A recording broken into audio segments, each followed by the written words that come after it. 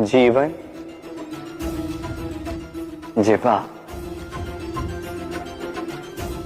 इन दोनों की एक ही राशि।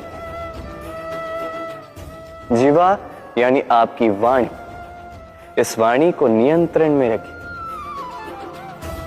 इसे सुंदर बनाइए, मधुर वाणी रखिए, जितना हो सके इसे सुधारिए, आपका जीवन सुधर जाएगा।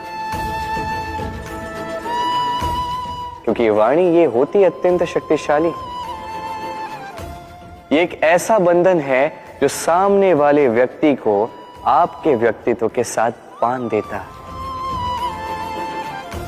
तो इस वाणी को सुधारिए, इसे सुंदर बनाइए, आपका जीवन अपने आप ही सुंदर हो जाएगा। और आइए और इसी मधुर और सुंदर वाणी के साथ कहिए, राधे राधे।